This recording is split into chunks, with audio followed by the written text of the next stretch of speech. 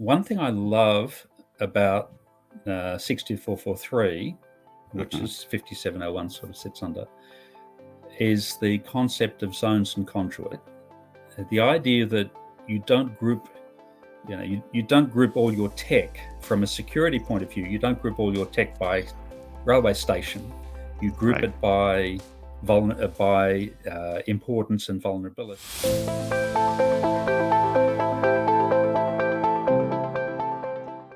Hi, I'm Rourke Pollock, and this is the second season of the Secure Tracks podcast, where we host rail industry leaders to talk about operational rail technologies and cybersecurity. In this episode, we're talking with Dr. Greg Adamson from the Department of Transport and Planning in the state of Victoria, Australia. One click disclaimer: Greg's views and opinions expressed in this podcast are his own and do not represent the views and opinions of the Department of Transport and Planning. Greg is the Chief Information Security Officer at the Department of Transport and Planning in Victoria, and he's been in this role for just under 18 months. Previously, Greg held roles in both the healthcare and banking industries. Greg is also a 15-year fellow and visiting professor at the University of Melbourne and has been an active IEEE member and committee chair for over 9 years. Greg, welcome to the show, and thank you for joining us today. Thanks. Great to be here. Awesome. Well, Greg, one of the things we like to do here is start off with something a little personal. So maybe you can tell us a little bit about how you got into cybersecurity to begin with, and then more recently, how you got into the rail industry. Yeah. So it was a while ago. I was working in federal government, the Australian federal government, in the quarantine department Mm-hmm. in the early 90s. And in 93, I was managing the comms area there. Okay. And the question of cybersecurity first emerged at that point. Someone said, we've got to manage cybersecurity. Well, they didn't use the term cybersecurity at Right. that stage. This is before the World Wide Web. This is a long, long time ago. All And right. I always put up my hand, always grab any opportunity. Right. So in early 93, I did a training course on introduction to cybersecurity. And 31 years later, I'm a CISO. All right. So that was, and through that path, so initially in federal government, I was with the Air Services Australia for a while. So that was my first Okay. taste of transport. Then Medibank Private, then in banking, and then a few other roles, and now in Victorian government in transport and Awesome. planning. All right.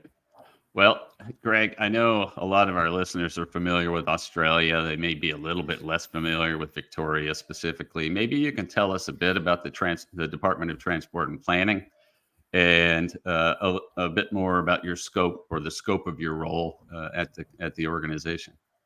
Victoria is one of the major states. It's the main industrial state in Australia. People know Mm-hmm. it for Melbourne. They know it for tennis. If you're a tennis fan, you've Right. probably been looking at Melbourne for the last week. And the Department of Transport and Planning has responsibility for all transport and all planning. It covers roads, rail, light rail. Okay. It covers all of the planning functions, all the land titles work. It includes the Mm-hmm. Victorian digital twin, and so it's a very and ports as well. So Okay. it's an enormous. It's one of the three main state government departments. My Right. role here is. My responsibility and the responsibility of my team is the security of all of the technology across all of those environments. So Mm-hmm. it's a very, very large portfolio, and that includes both operational technology security and information technology security. So it's sort Okay. of pretty big. Yeah, sounds very big. Greg, does that include freight railroad in addition to metro and light rail? Yeah, so we have a V Line, which is the major freight provider, is a separate agency to the department, but that agency and several other agencies, including the major projects office for the state government, a very, very large suburban rail loop, Right. and various other agencies, all still fall within the portfolio. So we have the department, and then we have the wider portfolio, and my responsibility extends across, from a governance point of view, extends across the whole environment. Okay. Okay. That makes sense. Well, Greg, now that you're relatively new, I'll say, to rail, it's been about 18 months. Maybe tell us, what did you find that perhaps surprised you the most, or was perhaps different than you expected, especially about the rail environments, the operational rail environments within Victoria? Yeah. So rail has been around since the 1820s. It's a Hmm. very important technology. And security of rail has been an issue. Well, safety of rail has been an issue all that time. So Right. it's just in our culture. We have a culture where we know train crashes are bad and they're dangerous. Right. Uh, so when I came into the department, there was nothing surprising about the length of time of investment in rail, about the very traditional areas of rail control, about the various areas that were being modernized. I think what was most different was that as we start to look at critical infrastructure, rail Hmm. is a very important part of that. And so while I've worked on critical infrastructure projects before, this was the first opportunity I had to really think, how do we embed safety in how do we embed cyber safety in critical infrastructure? So Hmm. I wasn't really thinking about that when I started, and and the combination there of different legislation and new players and new threats and all that sort of stuff, that's been Right. a great new challenging area. Okay. Okay. Great. Well, great. You're now in your second year of your journey as the CISO. They're covering rail specifically, and the cyber risk within where we focus, which is the operational part of the rail environment. Maybe you can tell us how how you started thinking about the cyber risk within the operational rail tech environments as you came into the Department of Transport and Planning. Yeah. So in my experience, for me, I start thinking about something when there's an issue that I have to address. Up Okay. until that point, I might philosophically think, oh, that'd be interesting to think about. But it becomes Right. when somebody asks you a specific question and you're unprepared for the question, that's like you got to start thinking about that. You deeply, deeply need to start thinking about that. Hmm. For me, the that moment was about 3 months into my previous assignment. So it was about 6 months before I started the CISO role, and Okay. that was and I was asked a question about how do we secure communication-based train control, CBTC, Right. and I thought, well, that's a really good question. And then I looked around the world, and I found, and this is not meant to be an offensive statement.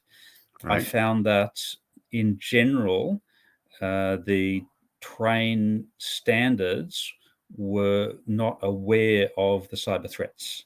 Hmm. Even the train cyber standards were really aware of cyber threats, and Right. so that's what got me in. And then I started, and the first people I went to were the engineering uh, area, and they tend to be Makes civil or sense. mechanical. Yeah, they tend to be civil or mechanical engineering people, and I'm an electrical engineer, so it's not a big jump. Uh, I'm a mechanical, so we've got both sides covered.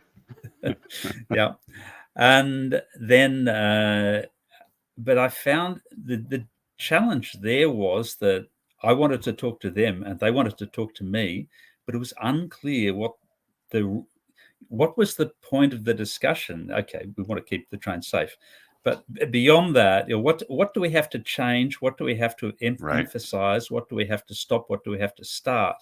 And for me, that's what's really exciting about the current OT cyber journey, because there is no best practice in the world today that I've been able to find.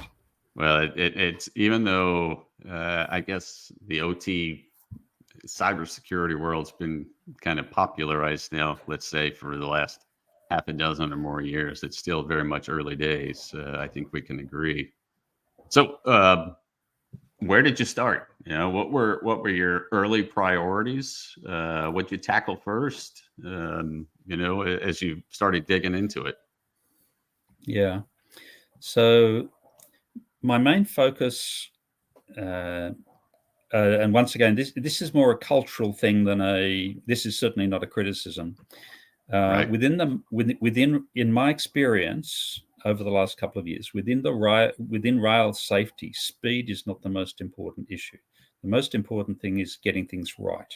Right. And that relates to a conversation about cybersecurity, as well as establishing appropriate standards, making sure that procurement processes are right, aligning the requirements of the planners with the requirements of the operators. All of those things, they all take time.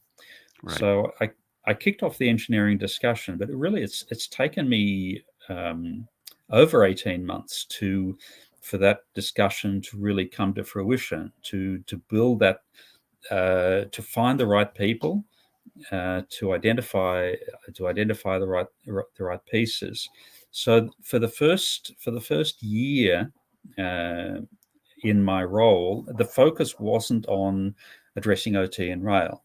The focus was on making sure that a major project we have a major uplift program, that major program was on track, and that we had the right processes, the right vendors, that we brought everybody else, say the technology operations people along, that we had that we built the right team. So those were the things. I mean, there's lots of specific pieces, but in general, that was my priority.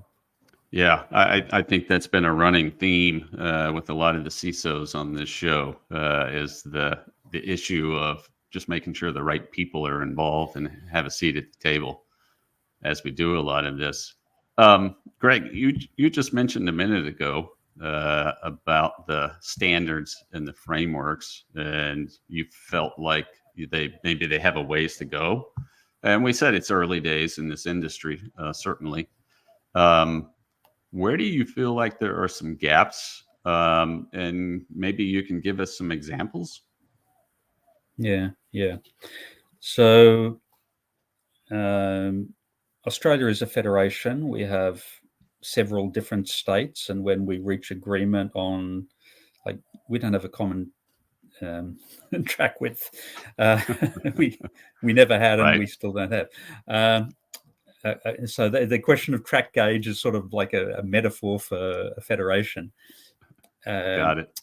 And so to bring a group of those people together and reach consensus on a standard, which is very important for standards building.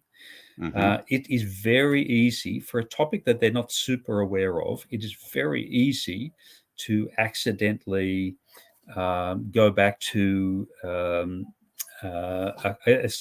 common, a common benchmark. Okay. If you're developing a standard in 2020, it's very easy for that common benchmark to be technology in 2010. Very, very easy. And if you use a 2010 benchmark to describe how to protect cybersecurity, you miss ransomware, for example. Ransomware wasn't a thing before 2015. Yeah. So you can develop a very good standard that everybody agrees on, that relates to technology 10 years ago. And in cyber, In a lot of areas, all that means is that you have an opportunity loss. You can't benefit from the latest discoveries. But in cyber, it means you have enormous vulnerabilities because you're not addressing the latest or even attacks that would have developed in the last 5 years. Right. So to give you an example, if I look at one major European rail safety standard, they talk about the advantage of automation in addressing something like driver death, and they say this will enable you to be more aware of if a driver has died or had a heart attack or something like that. Within this discussion, there's no mention that by automating these activities, you're significantly expanding the attack surface of your train. So the more technology there is on the train, the larger the attack surface of the train. And that, from a cybersecurity point of view, that's dead obvious. That's 101. From a standards development point of view, unfortunately, it was obviously they weren't guided by a cybersecurity mentality, I think, when they were thinking about that particular area.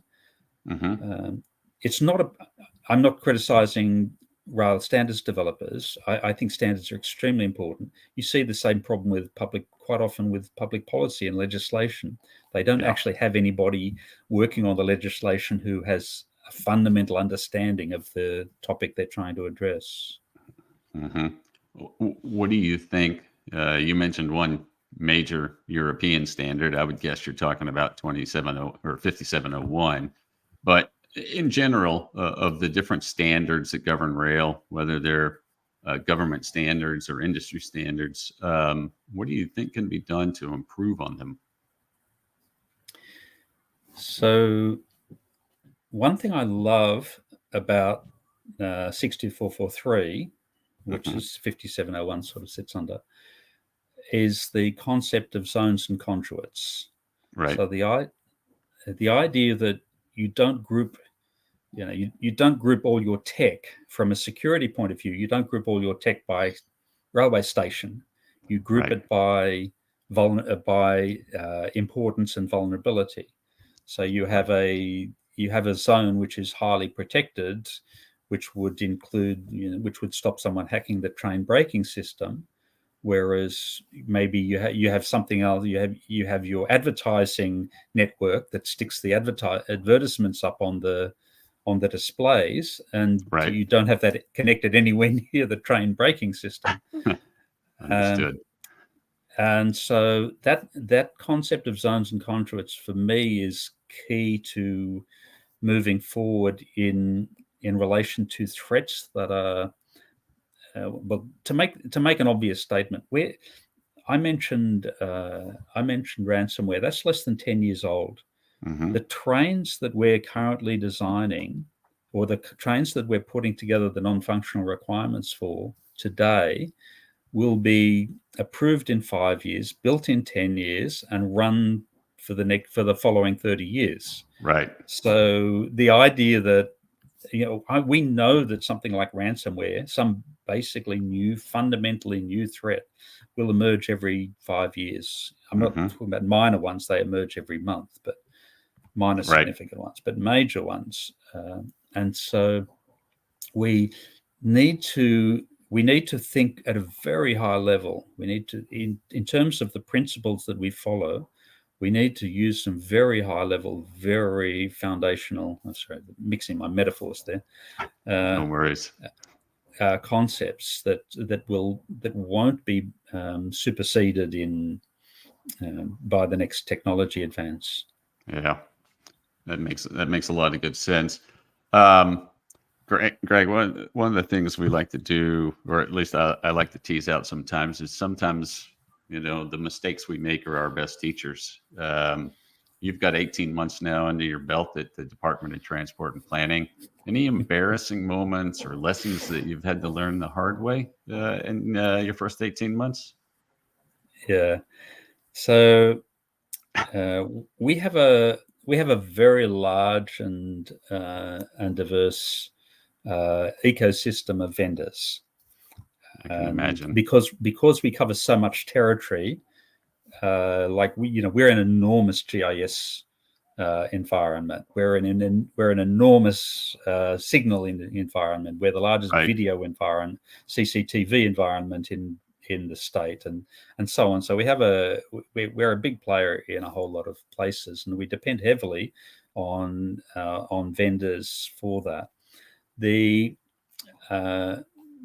I say that the lesson I've learned is that if I have to establish a strong relationship with a vendor from day one, if I've got significant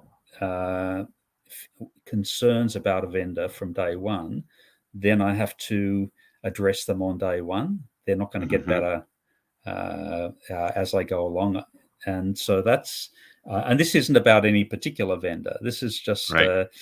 I have learnt the complexity of trying to make put lipstick on a pig, I think is an Australian phrase. No, that's a worldwide phrase. We use it too. Right. Oh, yeah. Say no more. We understand what you mean. So you're kind of into year two. Have your priorities started to change at the Department of Transport and Planning? And what are you thinking about for the next 18 to 24 months as far as priorities and things you're going to be working on? Yeah. So specifically in the OT space, there has been a significant change, and that is that if we look at malicious actors focusing on OT, in the past it was just too hard. You could figure out a way. You could figure out a way of hacking a Windows. Someone smart figured out a way of hacking an old Windows operating system, and then somebody productized it, and then somebody made it simple, and then somebody made it trivially simple, and then the script kiddie could use it. So that's sort of my experience of how threats evolve.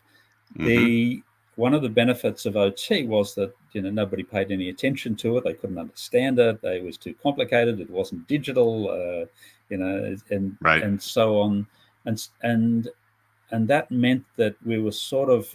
It wasn't security through obscurity, but it was a little bit related to that. It was security through attacker ignorance, right? And then quite a long time ago, we started to see enormous promises from vendors claiming that by eliminating OT environments and making everything digital, you could actually save yourself a heap of money. That was usually the argument, without understanding what they were actually doing to the safety and the security of the environment.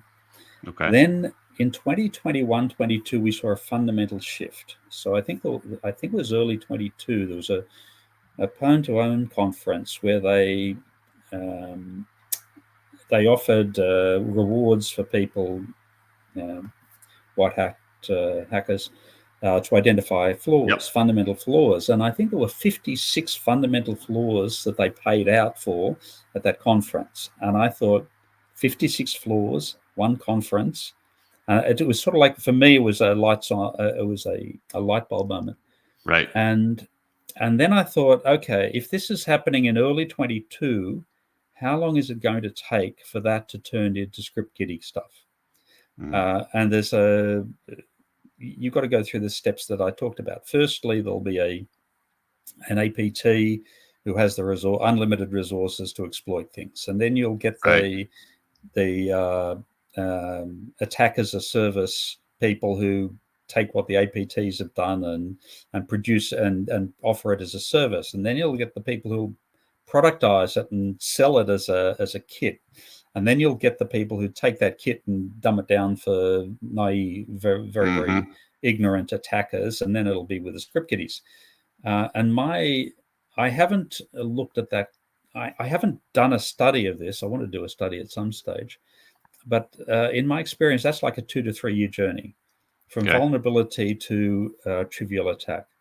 Now, Right. if I'm looking at early 2022 for those vulnerabilities, I reckon first half of 25, we're going to face a trivially easy bunch of attacks. Mm-hmm. That'll be and at that stage, we'll need to worry about our hygiene. We won't be worrying, APTs are a different ball game. If somebody, Right. if a president somewhere announces that he's put vulnerabilities into the power system of someone somewhere else, then so be it. You can't do anything about that. Yeah. But and if somebody really, really, really wanted to damage, our network, our highway control system, or something like that, we'd struggle to defend. But we don't want to make it easy for simple attacks to occur. And so what I'd say in the next couple of years, what we're going to see is the need for hygiene, basic cyber hygiene across the whole surface, across the whole OT environment. Right. It'll be like patching is today in Greg, the IT you environment. paint a pretty frightening picture, and I've seen it happen in the IT world in the last 15 years or so. So let's hope we're ahead of it. And kind of speaking of being ahead or behind, Greg, I read IEEE white paper that you authored here recently in preparation for this show. And in the paper, you asked this question about I think I quote this correctly. Quote, you said, can the IEEE play a significant role in reversing the deteriorating state of cybersecurity, unquote. And you go on to further say that cybersecurity is getting annually less effective. And personally, I feel like, a lot of us feel like the cybersecurity industry is making progress annually because we work in the industry. So I guess the first question is, do you generally believe we're falling behind every year? And if so, maybe give us some examples and say something about, how do we change the dynamic? Yeah. So when I was a kid, I had an introduction to physics book for Okay. kids, and it had a picture of a guy, and it had a picture of a stick figure trying to lift up a chair, and the chair was nailed to the floor, obviously with these huge tacks, cartoon tacks, Right. and the wording said, "This man is not doing any work." Because you Okay. take the physics definition of work, which is He's mass not over moving anything. he's not moving anything. And for me, the fact that he felt he was, this cartoon figure was meant to feel they were doing a lot of work, it was irrelevant if you don't get the results. This is not for a moment to doubt the value of the 3 million cybersecurity professionals in the world today. 3.5 million. This is to say, and the evidence that I'd give you is, can you provide, this is a negative evidence, can you provide me any report from any security organization or any security reviewer that says annual attacks for 2023 were less than, successful attacks for 2023 were less than 2022? The average cost of attack went down from 2023 to 2022, and so forth. If you just sort of stand back and look at all of these reports, they all say things are getting worse, and this one's going to get worse. Right. So that's the. I don't want to set myself up as a professional doubter of the importance of cyber. What I'm trying to do is to say, we need to think differently. And I'll give you a couple of examples. In Australia, we have there's a group of cybersecurity practices called the Essential Eight. Okay. I facilitated a discussion with Bruce Schneier a couple of years ago where he said any system like that is simply telling the hackers what not to bother with. So they'll know, okay, we don't bother. We assume they've done their daily backups. We assume they've got their whitelist. We assume they've got this and that. Right. We'll go off and we'll attack them in other ways, which are usually social engineering, which are the ones, they're the ones that have the best benefit anyway. And if we, unless we think differently, just to throw out a couple of challenges, most awareness campaigns fail because people don't learn the way cyber professionals think they learn. So if I tell you not to open the door because there's a bad guy on the other side of the door, people still open the door. That Just we and you have to understand. I'm talking about Nigerian scams here. Right. People still open the door, but he loves me. And if we don't listen to psychologists who tell us that's not how people learn. People do not learn because you tell them. That's not how the human mind functions. Or things like up until very recently, there was no cost for a company of producing insecure product. Now, in a specialty area like rail or medical, there is, because there are lots and lots of rules. But in general, and when we think about the threats to rail, we're thinking about the threats to all the devices sitting out there. We're not thinking about the threats to the rail safety devices. We're thinking about the whole environment that makes it easy for attackers to attack. So that's and Lord knows it's a very wide, diverse environment. I've heard several quotes recently saying that it takes on the order of 40 or 50 different systems to operate the rail environment on the whole, which is a large environment to get your hands around, certainly. Yeah, if you look at the attack on the Danish rail operator in late 22, what happened there was the rail system was fully secure, except one part of the rail system was sitting on the business system, the emergency manual. Now, okay, I'll say it. How stupid is that? They got it almost completely right, but they didn't have that zones and conduits mentality. They didn't have the idea that everything required to operate a train safely needs to be protected from, the system that allows you to submit your overtime. Well, as you said, it's quite often the weakest link, and regardless, if we don't bring all the systems up to par, then we're opening a can of worms that could bite us eventually.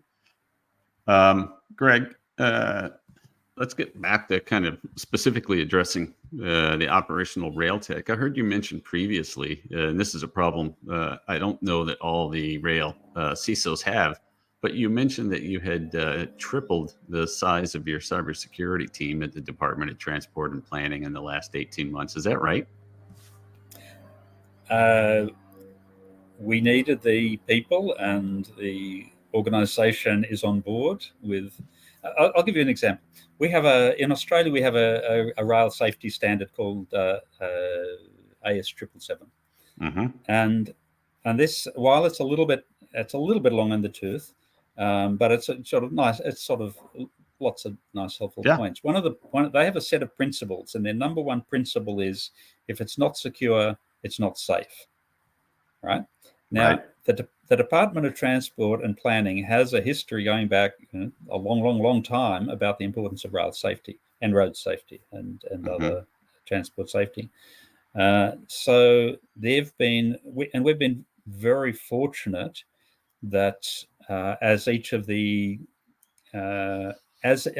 threats comes along, and we're able to respond to that appropriately, that the work we're doing is respected, and the resources we're given, and the area of responsibility. Partly the reason for the growth is because our area of responsibility has expanded. So we've picked up, say, the risk functions that we didn't previously have.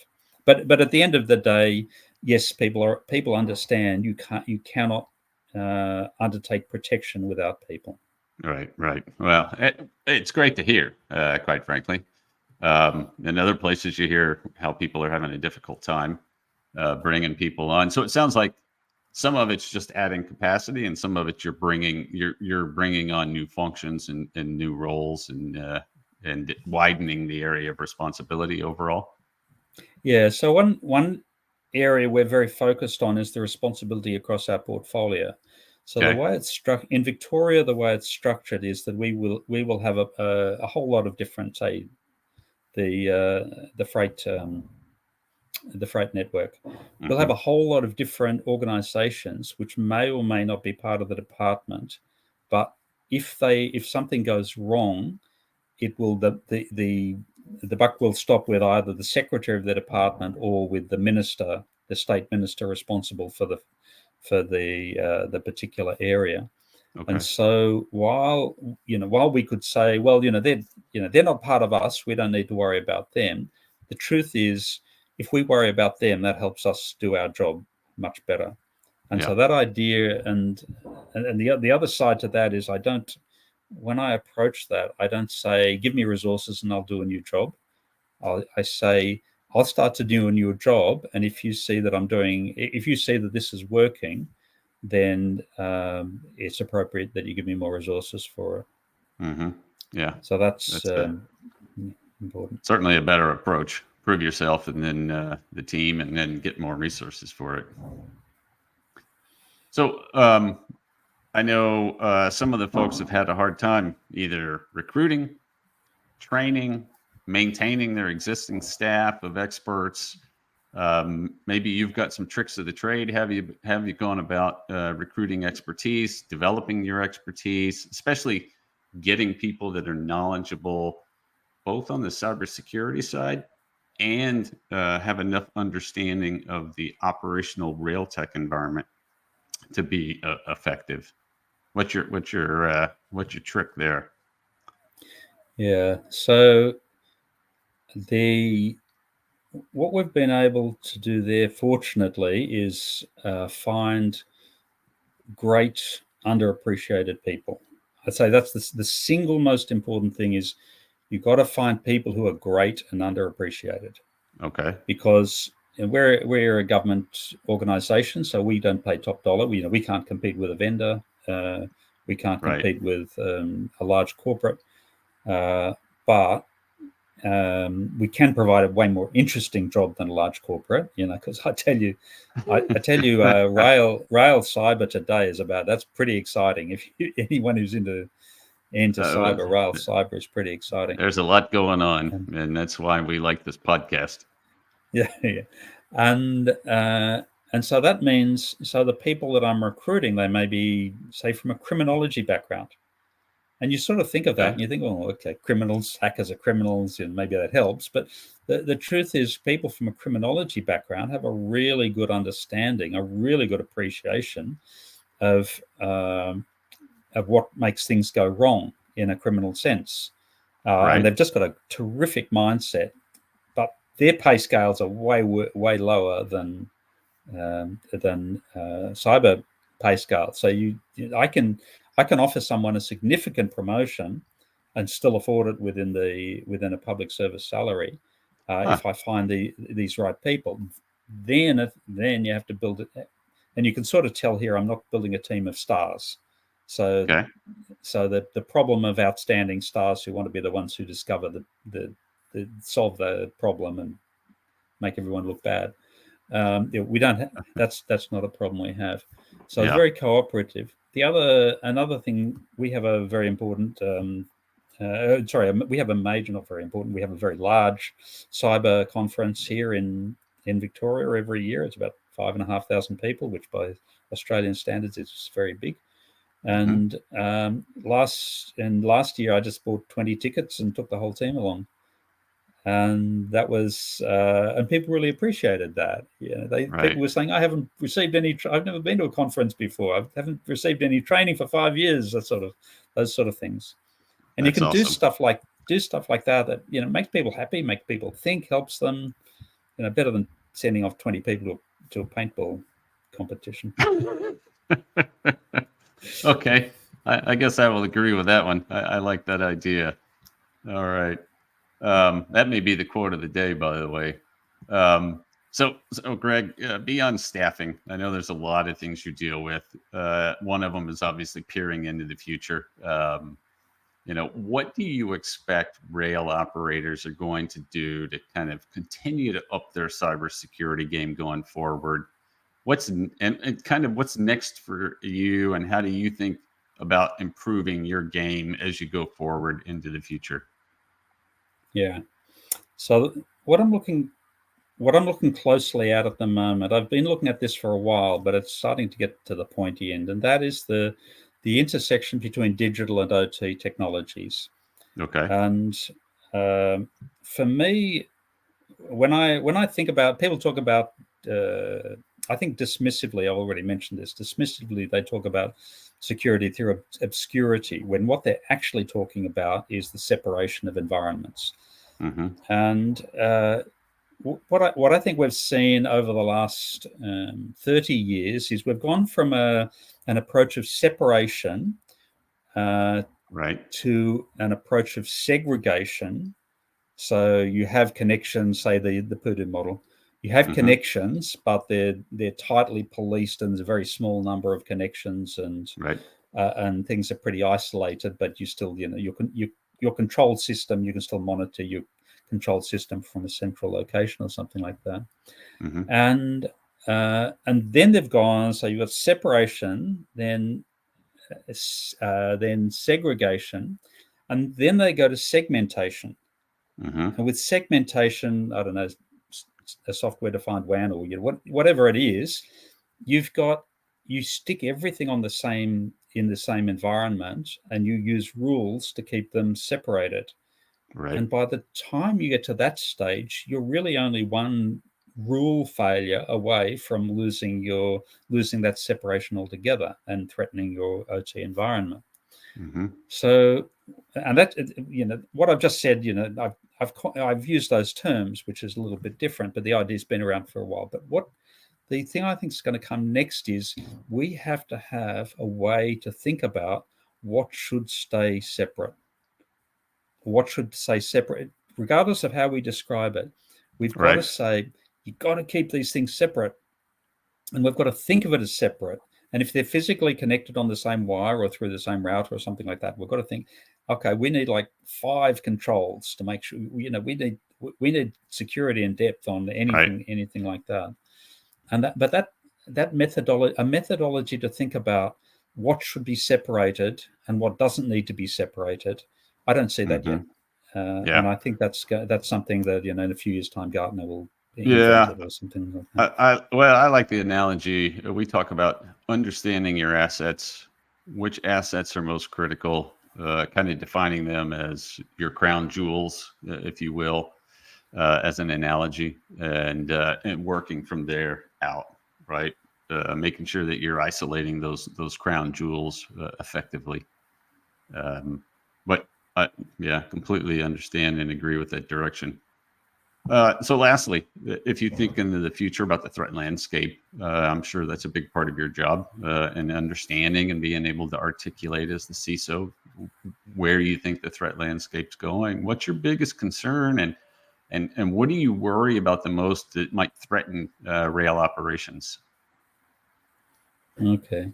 So AI is right at the beginning of its takeoff. I sort of think it's going to be like that, and Mm-hmm. we're still at that point. Generative AI has made it easy for millions of people to use AI, and Mm-hmm. that's the main thing Gen AI did. So Gen AI doesn't actually do something that you couldn't do before Gen AI. It just means you had to have a computer science doctorate and a test lab to do it. Right. Whereas now you log onto a site and you stick in some words and you get some better syntax coming back. There is a very, very strong push from some quarters to apply AI to absolutely everything. And if I said, okay, let's have AI do our um, um, train movement planning, um, surely it could surely do that, and then a couple of trains crash or something like that. we don't want to go down that path. We don't want to learn. We want to learn lessons in a nice, friendly, supportive, non-damaging way. Mm-hmm. And but some of the voices I'm hearing out there are, if the technology exists, let's try it out. Right. This is culturally, this is summed up in the difference between traditional OT and IT skills. So OT will talk about 5 nines of reliability and that sort of stuff. Right. IT will talk about release in beta. And by release in beta, that's about a 0.8. It's not 5 nines, it's about a 0.8. Right.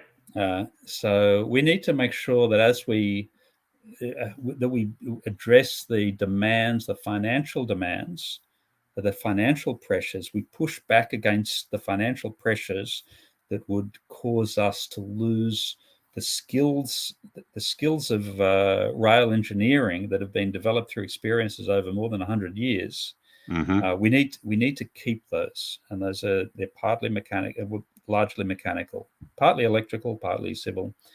We need to make sure that those don't get lost in some tsunami of enthusiasm for Gen AI and Makes sense. poor thought.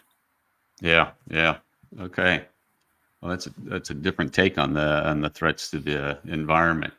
So, Greg, let's wrap things up a little bit. You're a CISO. You're kind of in the early days still, the first couple of years of building your cyber and risk management program for Victoria's rail systems.